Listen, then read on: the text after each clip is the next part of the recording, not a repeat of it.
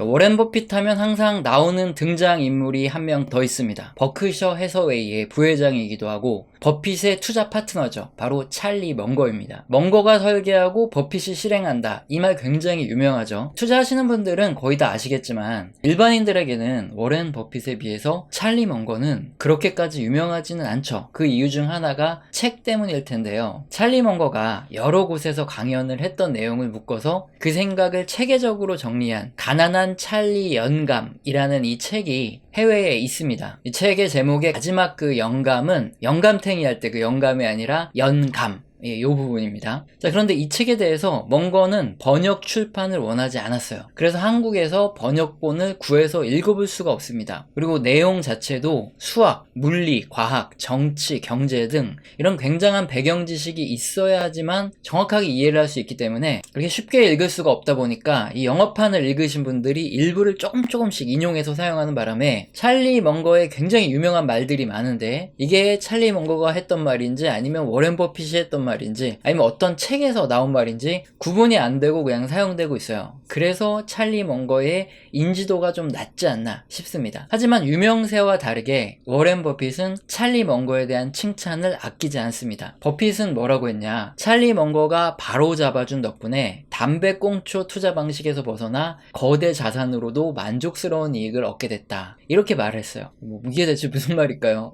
담배꽁초 투자란 다른 말로 하면 넷넷 투자라고도 하는데요. 워렌 버핏의 스승이 그 유명한 벤저민 그레이엄이고 그의 종목 스캔 방법 중 하나가 넷넷 투자입니다. 단기간에 현금화가 가능한 자산을 뭐라 그러죠? 유동자산이라고 하죠. 자, 이런 유동자산에서 기업이 가지고 있는 부채를 싹 다 뺍니다. 그럼 남은 금액이 나올 텐데 여기에다가 현재 주가 곱하기 유통 주식수, 즉 기업을 통째로 살 수 있는 금액, 이것도 뺍니다. 그래서 이거 빼고도 나머지 현금이 남아있다면 그때 바로 매수를 하는 게 바로 이 담배꽁초 투자예요. 자, 설명만 들으시면 에이, 그렇게 현금이 많은 회사가 어딨냐, 그런 회사 하면은 진짜 발견만 하면 대박 아니냐, 초보자분들은 그렇게 생각을 하실 수 있죠. 하지만 담배꽁초 투자라고 하는 이유가 있습니다. 기업에 이렇게 현금성 자산이 엄청나게 많은 경우는 투자할 곳이 마땅치 않은 경우가 많아요. 한마디로 성장성이 부족한 경우이거나 또는 주주들에게 배당을 제대로 주지 않은 기업이죠. 그러니까 계속 이익을 유보하는 겁니다. 우리나라에 그런 회사들이 꽤 있었어요. 그런데 결국의 결말은 어떻게 됐냐, 대부분 대주주가 불법적인 방법 또는 법을 피해가는 방법으로 돈 빼먹는 용도로 사용했죠. 그래서 투자의 가치가 별로 없었어요. 그저 그런 기업일 가능성이 아주 높지만 현금성 자산이 굉장히 많기 때문에 버리기도 뭐한 계륵 같은 기업이죠. 이렇게 길가에 버려진 담배꽁초랑 같아요. 한 모금 정도 빨 수 있지만 그 다음에 버려야 되는 이런 기업이란 뜻이죠. 그리고 벤저민 그레이엄은 그런 기업들을 찾아서 이렇게 투자하면 수익을 낼 수 있다 얘기했는데 과거에 아주 옛날에는 통했다는 거예요. 하지만 버핏은 그 제자이기 때문에 실제로 그 영향을 받아서 과거에 그런 방식으로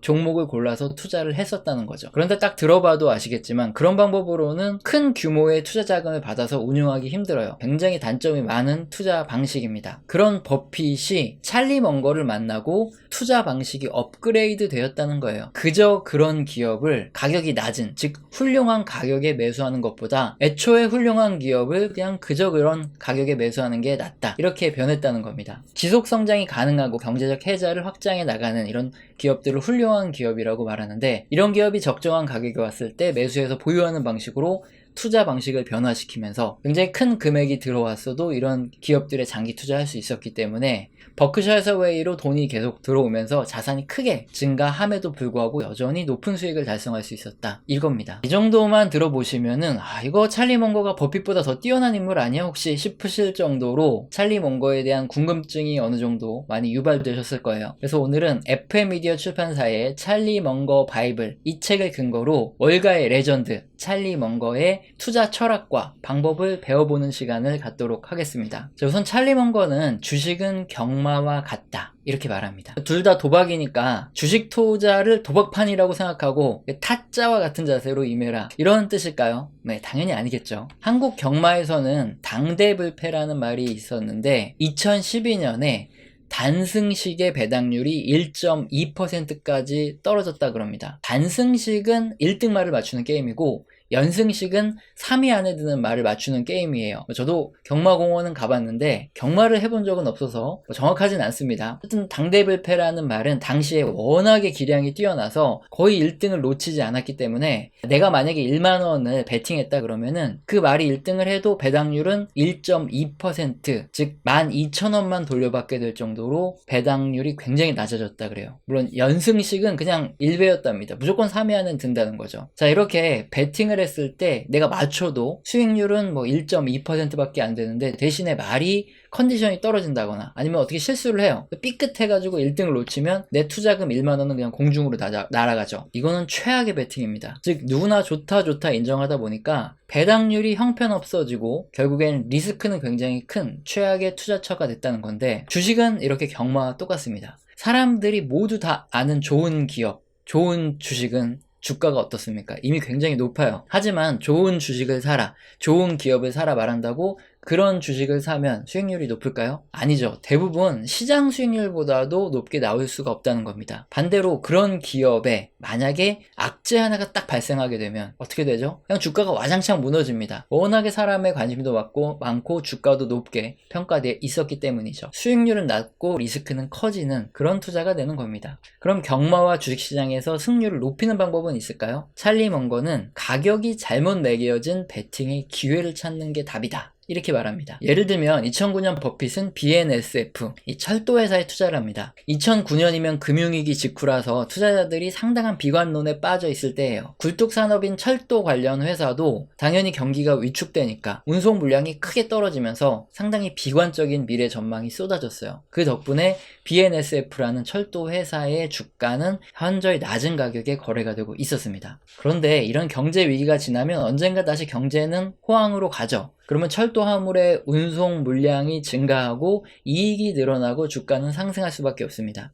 당장의 주가가 지금 사서 오를지 당장 떨어질지 이거는 몰라요. 그러니까 성공 확률은 50대 50이죠. 하지만 장기로 기다려서 경제가 다시 살아날 때까지 기다렸을 경우, 그렇게 성공했을 경우에는 거의 3배의 수익을 얻을 수 있는 이런 베팅이 된다 이겁니다. 자, 이게 첫 번째로 전해드리는 찰리 먼거의 지혜입니다. 가격이 잘못 매겨진 베팅의 기회를 찾아라. 경제 위기가 와서 폭락을 하거나 업황이 둔화돼서 주가가 많이 떨어진 기업들 중에서, 또는 특정 사건으로 주가가 많이 떨어졌던 기업, 이 기업에서 오히려 기회를 찾을 수 있다는 거죠. 두 번째, 찰리 먼거의 투자 철학과 방식을 한번 살펴보면, 미국의 전설적인 야구 선수 테드 윌리엄스가 있어요. 그분이 메이저리그 최후의 4할 타자라 그럽니다. 1941년에 4할 때의 타율을 기록하고 더 이상 4할 때의 타자는 나오지 않았어요. 어떻게 그런 기록을 세웠을까요? 방법은 간단합니다. 삼진 아웃을 딱 당하는 한이 있더라도 무조건 공이 정 가운데 내가 치기 좋은 위치에 딱 왔을 때만 배트를 휘둘렀다는 거죠. 그 위치에 공이 안 온다, 그럼 그냥 삼진 아웃을 당했대요. 그렇기 때문에 방망이를 휘둘렀다 하면은 안타 또는 홈런이 나오는 거죠. 버핏도 이렇게 말합니다. 아무 때나 배트를 휘두르지 말고, 즉 주식을 아무 때나 사지 말고 자신의 능력 범위 한 가운데로 공이 들어올 때까지 기다려라. 그러니까 해당 기업에 대한 지식을 어느 정도 쌓고, 그리고 그 주식이 많이 떨어져서 적당한 가격이 왔을 때 그때 질러라, 이 말이죠. 이 방법에 대해서 찰리 먼거는 투자 프로세스 4단계로 더 정확하게 말을 해줍니다. 1단계, 잘 아는 분야에 집중해라. 이거 뭐 자주 등장하는 말이죠. 먼거가 이렇게 말합니다. 우리 버크셔 해서웨이는 모든 기업의 가치를 정확하게 추정하는 시스템을 가지고 있지 않습니다. 그래서 모든 기업의 투자에 대해서 너무 어려움이라는 곳에 넣어두고 쉬운 것부터 하나하나 샅샅이 뒤져봅니다. 한마디로 사업을 명확하게 이해할 수 있는 것에 집중하겠다 이거죠. 자, 그렇게 1단계를 거쳤다면 2단계는 재무제표 보고 산업과 기업의 상황을 보는 건데, 특히 경영진의 능력을 본다 그래요. 기업의 정량적인 분석과 정성적인 분석을 같이 하는 거죠. 물론 이제 찰리 먼거고 버크셔 해서웨이니까 경영진의 능력을 볼 수 있지만 우리 같은 일반인들은 이 부분은 그렇게 쉬운 건 아닙니다. 하지만 3단계부터는 인터넷 검색을 통해서 어느 정도 가능해집니다. 경쟁 우위를 가지고 있고 경쟁적 파괴에 버틸 수 있는 기업인지 확인해라 이겁니다.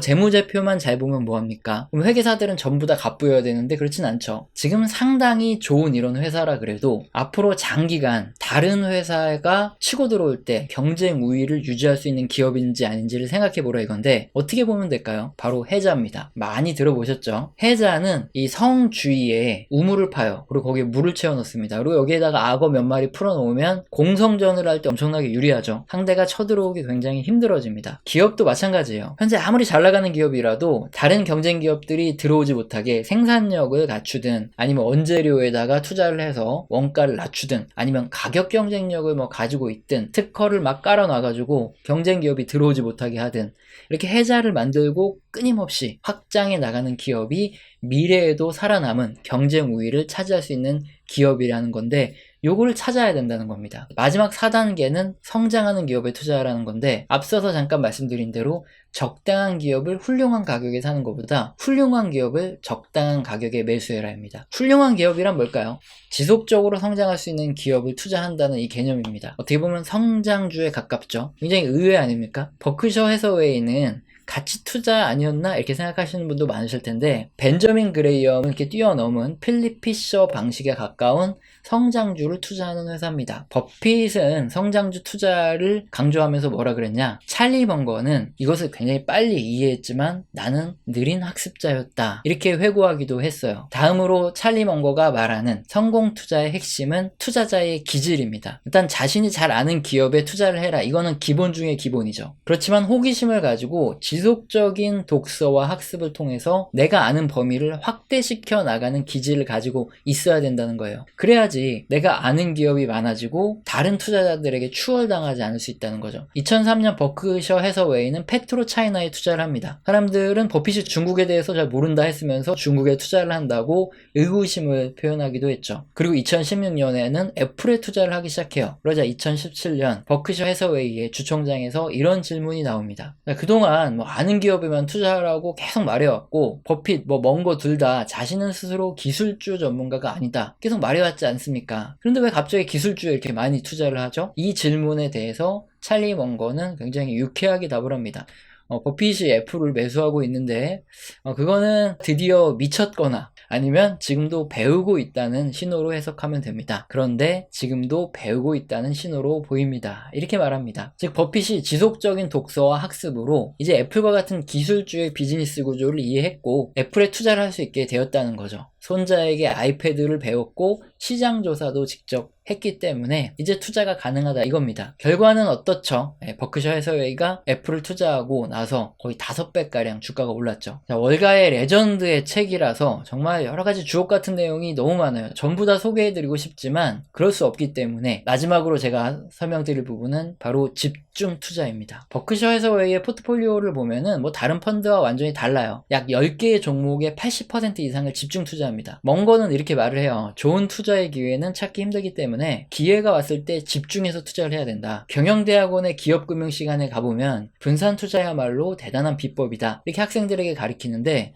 전문 투자자, 즉 전문가가 분산 투자를 하는 거는 미친 짓입니다. 투자의 목적이란 건 분산 투자를 하지 않아도 될 만큼 이렇게 안전한 투자의 기회를 찾아내는 거고, 일생일대의 기회가 왔을 때 분산 투자한다고 20%만 투자한다, 이거는 합리적인 선택이 아니라는 거죠. 자, 그럼 어떠냐? 실제 버크셔 해서웨이의 3분기 포트폴리오는 애플, 뱅크 오브 아메리카, 쉐브론, 코카콜라, 아메리칸 익스프레스, 옥시덴탈 페트리엄, 크래프트 하인즈 등 이렇게 10종목의 80% 이상의 자금이 투자되어 있어요. 애플의 비중은 41%나 되죠. 애플의 주가가 많이 올랐기 때문이긴 하지만 버크셔 해서웨이의 규모를 감안할 때 정말 대단한 집중 투자죠. 버크셔 해서웨이는 1964년에도 운용자금의 한 40%를 아메리칸 익스프레스에 집중 투자하기도 합니다. 1963년 앤서니드 엔젤리스라는 회사는 선박의 탱크에 바닷물을 가득 채워요. 그리고 맨 위에 샐러드유를 쫙 얹은 다음에 샐러드유가 가득 실려있다 이렇게 사기를 칩니다. 그래서 82만 톤을 가지고 있다 하면서 51개 금융회사에 1억 7,500만 달러의 대출을 봤죠. 결국 사기극이 들통나고 창고증권을 발행한 아메리칸 익스프레스는 5,800만 달러의 손실을 보게 됩니다. 그렇게 1964년 주가는 50% 폭락을 하죠. 버핏은 아메리칸 익스프레스의 여행자 수표 사업, 신용카드 사업이 아직도 잘 되고, 자주 가는 레스토랑부터 상점을 다녀봤더니 손님들이 여전히 카드를 잘 쓰고 있다 확인하고 폭락에 적극적으로 쓸어 담았습니다. 이후 아메리칸 익스프레스는 손해배상 마무리, 그리고 사업이 쭉쭉 성장하면서